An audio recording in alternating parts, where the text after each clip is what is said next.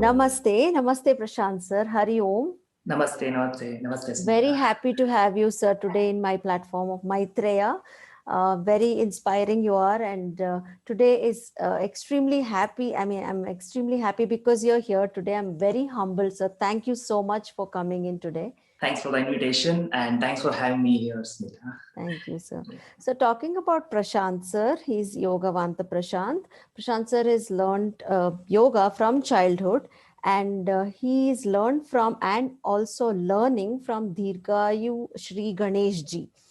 Prashant sir has completed diploma in yoga from Annamalai, and then BSc, and then eventually MSc from S. Vyasa. He's also a disciple of Subbu Bhaiya. And he's called the champion of champions, and he's also participated and won gold medal in Himalayan Yoga Olympiad. He's got Yoga Sadhaka Award. I can see yoga in his every breath. The real Yoga Sadhaka is here today. I am so happy, sir. Thank you so much for coming. Yeah, thank you. Thank you, Smita. Thanks for this nice introduction. Thank you, sir. Sir, talking about yourself, you said yoga is from your childhood. How was your childhood, sir? When did you start yoga? How did you get that interest? Yeah, you see, nowadays this formal yoga classes are very familiar. But in those days, I'm talking about 90s. In 90s and all, this yoga classes were not so much. I mean, we can't find the yoga classes so many in our area and our locality. So on that time, the one organization which was very much active and in propagating all this health related and all this thing is Rashtriya Swayamsevak Sangha. So I was inactive, and they one of the G who is taking the classes and who is running that shaka. So he used to teach many of the yogasanas, and he was very good in yogasanas, and he used to teach Surya Namaskara, this kind of things. In that time, I got into yoga, and I got what is yoga and all those things.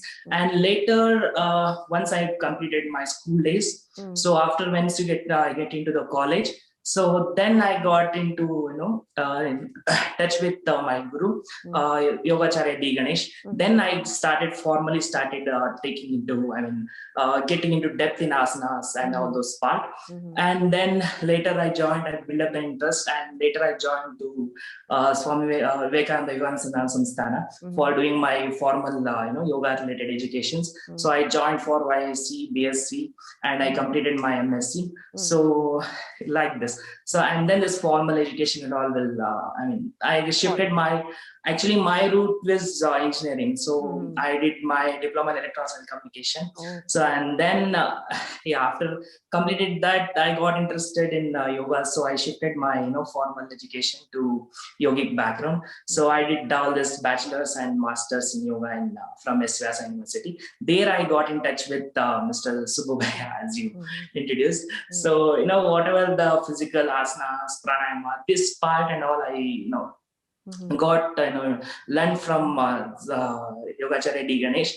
Then all the spiritual parts, Bhagavad Gita and all these things. Still I'm learning. It's not right. It's not a 1 day or 2 day practice or this thing. So it's a lifetime learning process. Yes, so very, very nice to hear that. Yeah. Sir, what is the meaning of yoga according to you? Yoga andre yenu actually? Yoga, it's not a single line meaning like we can, for pen it's used to writings, we can tell like that. But for yoga, it's not a single line meaning, it's multiple meanings are there.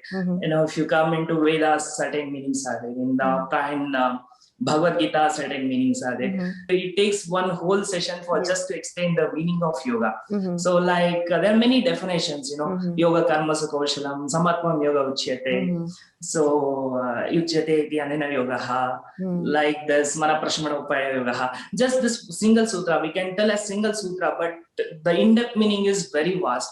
So be good, do good. That's the best thing what we can we can adapt and we can follow. Yoga means just be good, and do good. So good. That's it. Be good in the sense you be good in the physical, mental, spiritual, in all the aspects. Not be good in the sense, doing good things and don't taking care of yourself, or just taking care of yourself and doing whatever you want. That's also not it. All the in the holistic approach, physically, mentally, spiritually, intellectually. So it should be balanced in that way, in that manner. It should be good, and then it should also do good to others. Very also. simply That's the told. best thing. Yes, simple and but profound. Be good, do good. I mean, really, it's so profound. If we follow that, I think eventually everything falls in place. Yeah, true. You're right. Prashant sir, how was your association with Sububaya, with your guru? How was the training? What did you learn? I know it's a long journey with your guru, and still it's going on. But how important is Sububaya, is your guru in your life? Back in those days when I was in college and all, usually, to be frank, usually college students will do bunk the classes and all those things will be there. Back in those days, my financial thing is not so good to go to movies or anything such. In most of the time, I was spending in yoga class itself.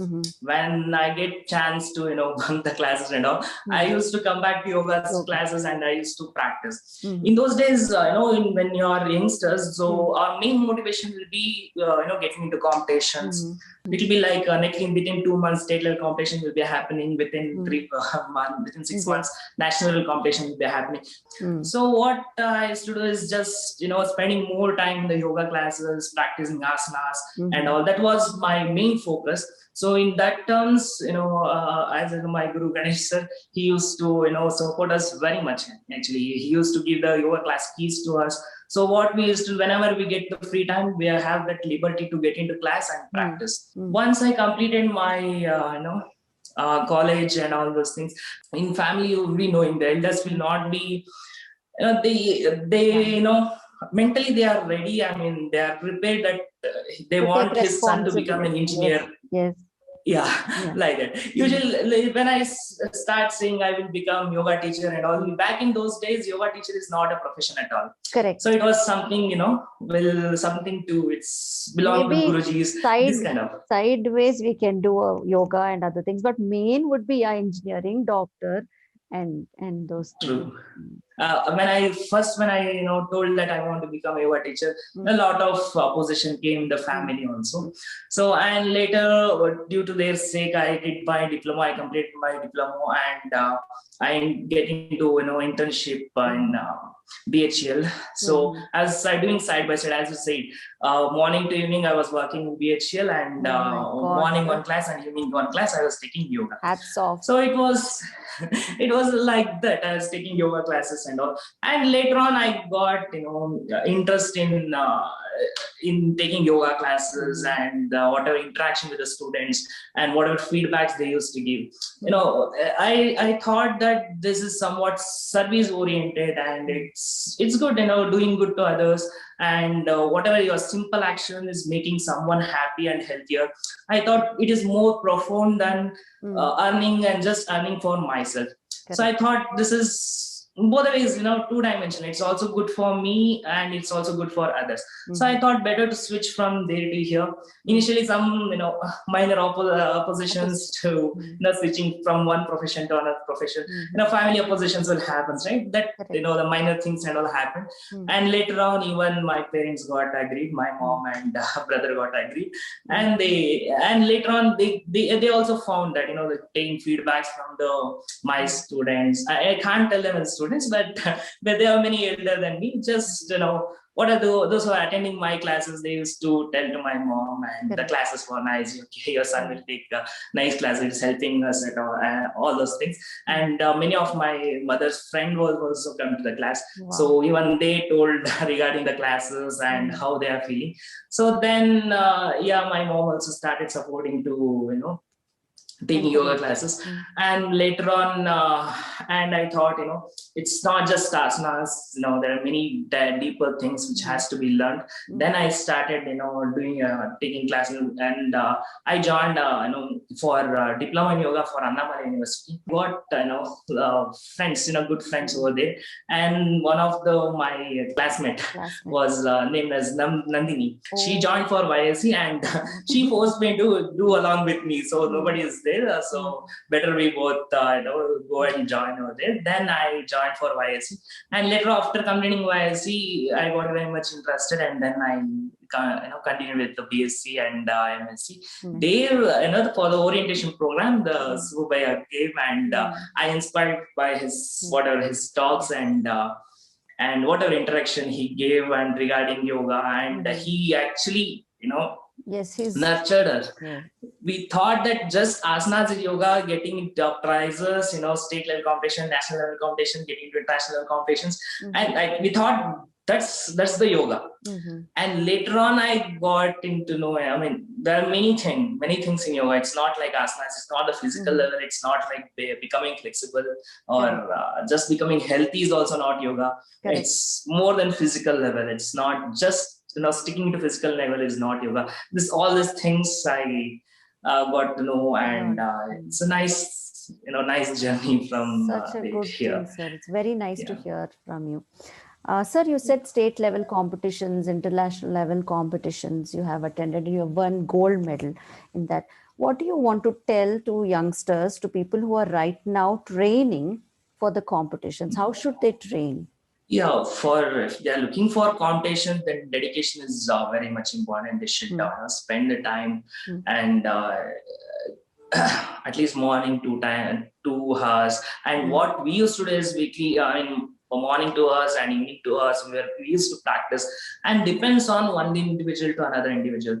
I saw many students, they'll be born flexible, somewhat we can tell like that. Just putting minimum effort, they can manage to do many difficult asanas. For some students, whatever they pull, stretch, they'll not get into that amount of flexibility. So it's not the single line statement once again. So you should do 1 hour in the morning, 1 hour in the evening, then it will be good. But dedication is important. Even and you can't leave that, and you can't make this as a justification also. Some students, if we tell this, oh sir, he's a born flexible, so he can do what I can do. Naturally I am rigid. No, it's nothing like that. If you practice regularly, you can also build up that flexibility. And once again, it's if you win the competition, it's good. Or else if you just do that practice, you'll be getting that positive energy. You'll be getting that positivity in yourself. It's not like if you get accomplished that asana, then only you'll be getting positivity. If you're not getting into that asana, that will not get any benefits. Nothing like that. Practice is important. You see, if the competition is there, young students will motivate and they'll practice. Correct. If I straight away will start into Atma, Kundalini and all, they'll not understand those higher level of concepts. So better we can start with competitions. So they'll get some. You see, for example, me only is straight away. If anybody came and started teaching me Atma Jnana and all those things and all, usually in that age will not be having that receiving capacity. So initially, asanas and all those things, and later on, if we get into this parts, it will be nice. I came across one story. If you want to train the horse, you straight away jump and sit on this, they'll run it since. First, we should put your hand, and then that horse should get used to that hand, and then you should put one blanket one day. When it got used to that blanket, then you should put that in Kannada it's called as lagamu. So then you should put the lagamu, and then you should sit on that instance. Straight away you go and sit on the horse, that will run away. Correct. I think so in the same way, first, Nim Guruguru, they have put the lagamu correctly, so that they're still running. ಒಂದೊಂದಾಗಿ ಹಾಕೊಂಡ್ಬರ್ತಾರೆ. So straight away ಬಂದ್ಬಿಟ್ಟು ಇದು ಹಿಂಗೆ ಮಾಡ್ಬೇಕು ಹಂಗೆ ಮಾಡ್ಬೇಕು ಅಂದ್ಬಿಟ್ರೆ ಒಂದ್ ಸ್ವಲ್ಪ ಕಷ್ಟ, ಹಿಂಸೆ ಅನ್ಸಕ್ ಶುರು ಆಗ್ಬಿಡುತ್ತೆ. Correct. Sir, that's what folks, it's 4 a.m. in the morning, and sir, he's so disciplined. So right now it's like early morning. It's nice to have a conversation with someone like Prashant sir. Also, sir, what is discipline according to you, and what is your daily routine? Daily routine, you see, main thing is sleep and waking up early. You Okay. see, we should get into sleep at the right time. You see, Mm. what happens is many times unnecessarily will sleep late. It's Correct. not starting in the early morning. Actually, previous days night only we should schedule properly. If you Yes. sleep late at the night, then waking up, you'll not wake up fresh. In a day in between, like once with 10, 12 and all, once your routine start, that mental, calmness will not be there. My personal experience. So that's why I keep my time for myself in the early morning. So my usual sessions will start at 6 a.m. So what I do is I'll wake up at 3 and getting freshing up and all those things, 3:34, and I'll complete my practice from 4 to 5:30, and getting to class it will become 6. For everybody, those who are watching this video also, so better keep your practice time in the early morning. So if your class starts at 4 o'clock, wake up a bit early. You go to bed early. That's the main thing. If you sleep early, then that will help you to wake up early as well. So for example, 10 to 3 o'clock is my time. So 10 to 3 I sleep, and I wake up at 3 o'clock. From 4 to 5 or 4 to 5:30 I'll practice, and then going to next class. So better always keep some time for yourself. And the common thing what we'll do is we'll tell, like, I will not get the time, I'll be very busy, my schedule is tight, how much ever tight it is there, you will be having that provision to pick 1 hour for yourself. So please make yourself rearrange your schedule and pick 1 hour for yourself. Don't neglect your body. Don't neglect your mind. Don't neglect yourself. Once you start neglecting, then later forcefully you should get into that. If you get into any health issues and all, doctors will start telling you should do 1 hour walk. Then getting into awareness, it's better to start from the beginning itself. When you are in the comfort zone, then only you start these things. Once it becomes forceful, that mental peaceness will not be always, somewhat it will be result oriented. I saw many, after getting to diabetes, after getting blood pressure, they'll start walking and all those things. And this youngsters also, many of my college friends, or they'll tell, anyways we used to, we should take after 40 plus, we should, diabetes will come after 40 years, high blood pressure will come. At that time I'll start. Now I'll just drink and I'll just enjoy. It's the right time, right age, and all those logics you don't apply in your life. It's better when you are comfort, then only you start all these good activities, waking up, doing exercises, all this. It's not burden for yourself, it's burden for the whole family actually. If, for example, if I get sick, whole family will suffer, not me alone will suffer. So it's so always, when you're in the comfort only, just get into this good activities which will keeps you healthier physically and mentally. Yes. So this, Very well yeah. said, sir. Also, you told about discipline and yoga abhyasa. When we practice, sir, actually, how do we know how much to push our body, how much to push ourselves to achieve that asana? For example, Rajakapotanasana, or you have Mayurasana, or advanced asanas like that. You want to prove yourself, but there is a process. How much to push ourselves? Yeah, that's what in Yoga Sutras is a prayatna shaitya. That means effort should be there with relaxation, and it's not completely relaxation, or it's not effort in the sense putting enormous effort. That's also not the right thing. Now, there's a thin line between stretch and pain. Okay, you should enjoy that stretch. Once you move that barrier and once you get into pain, you just stop that. Don't pull too much. Push too much. And in this time, the yoga instructor's part or the guru's part, or it's very much important to take the guidance properly. Straight away getting into just seeing one asana in photo and getting into that posture is the right way. See, for example, certain asanas, muscles are incorporated in. The pressure will be there on the muscles. In that cases, it's fine to pull and press little bit. But when there is, joints are incorporated, the pressure will be on the ligaments in certain asanas. So in that case, for example, Padmasana, when you are doing, there'll be enormous pressure on the knee. For some people, the range of movement of the knee will be good.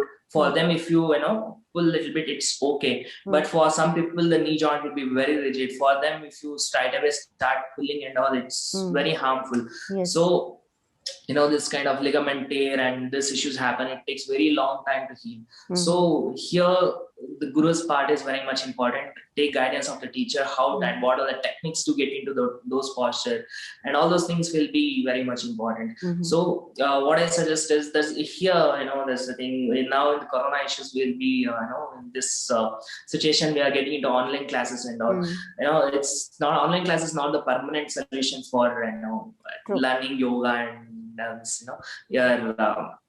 here the guru's presence is very much important. Even now, when I'm doing asanas, I'll just take someone's assistance to tell whether is that alignment is right and all those things. So in this way, so you should know all these aspects and you should practice. And moreover, your practice time is very much more. Once you start practicing for yourself, once you start giving time for yourself, and once you be with your body and practicing, that only teaches you many things. So it's not like, and one saying guru is one aspect, another one is your awareness. You should be aware where the pressure is coming and how to improvise that.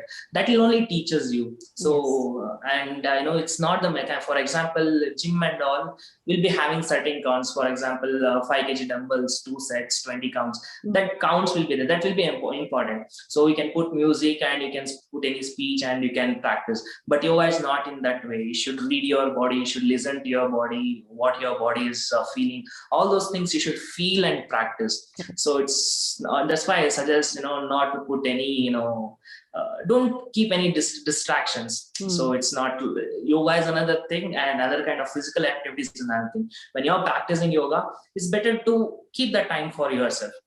Putting into music or music is fine, just if the instrumental music is fine, putting some this and songs and loud music, putting some speech, that multiple aspects. I heard somewhere, our mind will focus on one aspect, it seems. It's switch from one to another. This multiple aspect, concentrating on multiple aspects at the same time, that not work properly, it seems. So that will be switching from here to here. If I was speaking with you, my mind will be speaking with you. If I put TV, it will be switching between that two things. It not simultaneously will not focus on both aspects. That's the reason when you're practicing, just focus on yourself. That attention is very much important. Also, sir, in your classes, I have attended, and you have a lot of techniques which you use. Even if it's a group class, you give individual attention. Supposing couple of times you have told me as to how to do different variations because I have a stiff back. So you ensure that even if it's a group class, you can kind of give techniques or show techniques to each and every individual. How do you manage to do that, sir? Yeah, that's our job. You see, once a student comes and gives their time to us, and this our responsibility to give attention and give our time to them. So it's it's very much important for a yoga trainer. This is the main thing what we should focus. So none of the students should feel that they are sir is not focusing on me, sir is not teaching to me. That thing should not happen. That's why it's good to interact with the students and interact with whatever the requirements. I understand in with the minimum group with 5 or 10 students, we can interact with the students personally, or in the sense you can speak to that student person. Directly in the class, and you can know their requirements and you can practice and you can teach them. But in the huge group, this thing will not apply. But here your experience and all those things will matter. Once you are experienced enough in this, so you'll be having certain idea. For example, in the group, if the youngsters are there, what they'll be expecting, what we should teach them. So it's not like, some people that how to take yoga classes, so you just teach me like that. Yes. It's not like, preparing module in home and going and teaching this and this asanas and go and teach. The basic idea should be there. In this particular class, what all I should take and what all I should asanas I should teach. That basic calculation and or the preparation of basic model should be there. But once you get into the class, if the crowd changes, you should be having that idea how to shift from your basic model to how to modulate and Correct. yeah. For example, if one class I prepared for instance to teach jogging, skipping and all. If I get into the class and if the elder students are there, then you should switch from there to another. Yes. You should having plan B also. Correct. So that's depending on the it's depending on the group what you have, you should adjust yourself. It's not like I prepared for this, you should do that same. Correct. So some teachers what I come across, they'll be fixed Monday so and so, Tuesday yes. this, Wednesday this, like this they'll be divided. If the for example Wednesday, if there's rigorous practice in your module and there are students who are having issues with the knees and something like the issues with the lower back, then Wednesday is my module, I should do vigorous practice, you should do that. That will not Correct. apply. That will not work well here. That's the things. It's the teacher's intelligence, that by practicing we can get that. Yeah. Sir, people who are actually graduated from yoga schools and also who are ready to start classes, how do we get that confidence and how do we start off? Actually, what kind of yoga should I teach or what kind of practices should I teach? Should I go individual? Should I go group classes? How do we kind of figure out everything? Okay, it's a good question. It's a very helpful question also. Because so we are usually all MSc, the so we are last sem of MSc. So many of us have this doubt. Yeah. It's very true. This confusion will happen to all the students who complete the graduation and, gaining knowledge is another part, practicing is another part. And once you complete the graduation, getting into profession, the actual, yes. Whatever practice you're having, getting into field, that is, it's the very good question. Here, what happens, what I tell is, whichever institution you may join, whatever university you can take the certification, they'll be having the same some group some kind of teaching pattern. So the same teaching pattern will not apply when you're getting into the multiple mentalities students, with their multiple idea students and multiple requirements are there. So if you are very good at spirituality, Bhagavad Gita, that will be very much helpful in some group of students. For some group of students, they'll be very much good in they'll be expecting more of asanas, and some group of students will be very much interested to learn for Ashtanga Vinyasa. Like this, there are many many aspects in yoga, and many schools are very, for example, I'm certified from Vyasa. So I'll be having some idea of what are, the theoretical and practical therapy aspects. But in some classes, that idea is what I got. That is not, will be more helpful. For example, some people will be coming ready with the towel and all those things. They should sweat it out. That's it.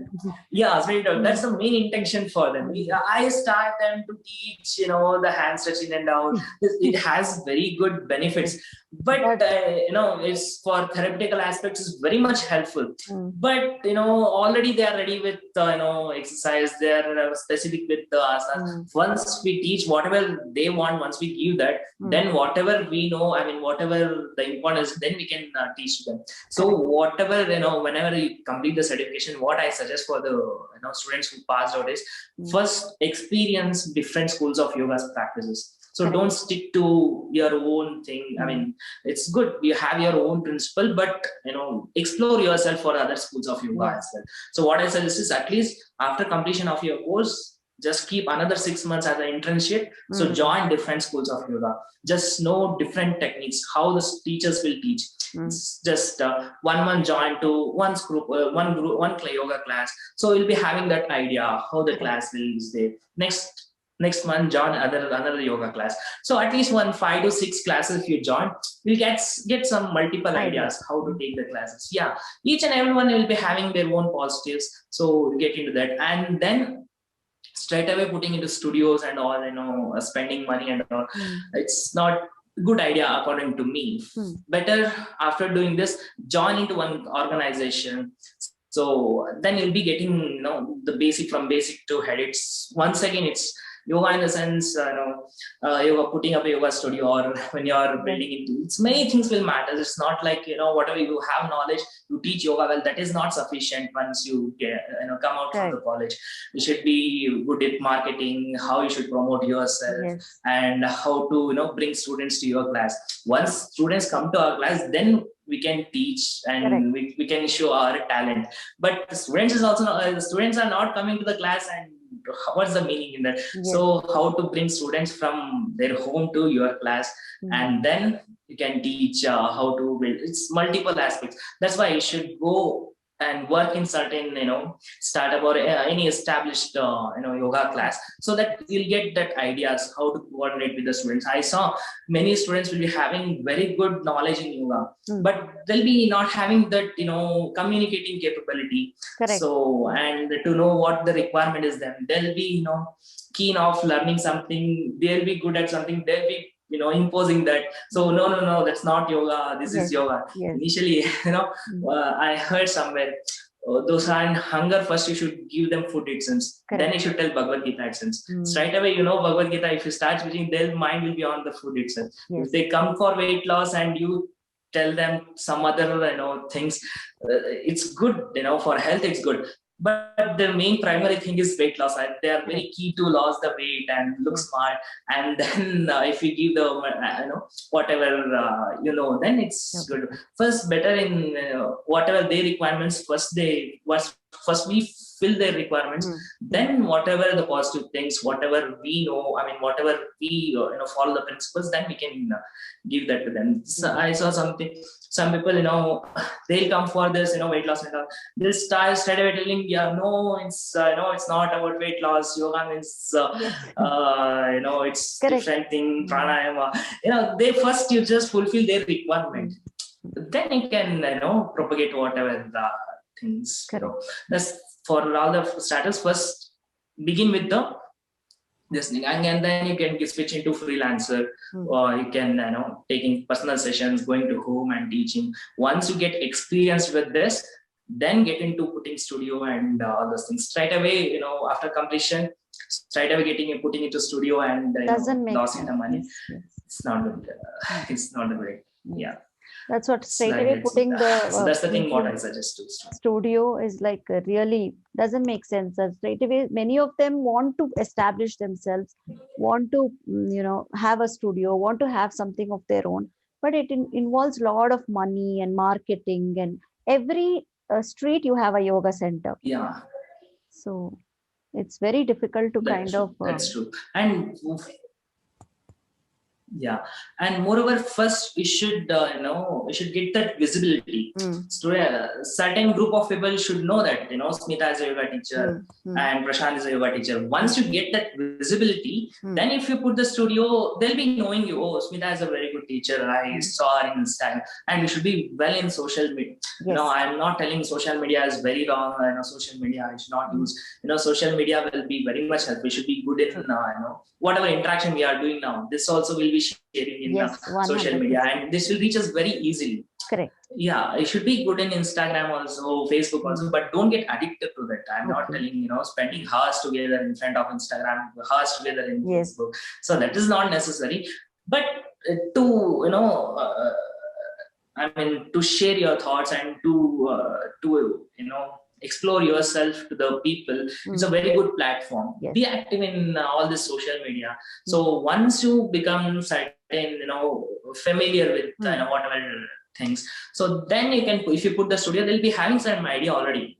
You will be reaching certain people already. Then your talent will also know to the people. Whatever your capability will also know to the people. Then students will come to your class, and don't expect that whatever Instagram followers, if it is 20K, at least if I start the class, at least 2,000 people I can grab, that will also not work. That logic will also not work. But actually, I saw many students and many of my friends also.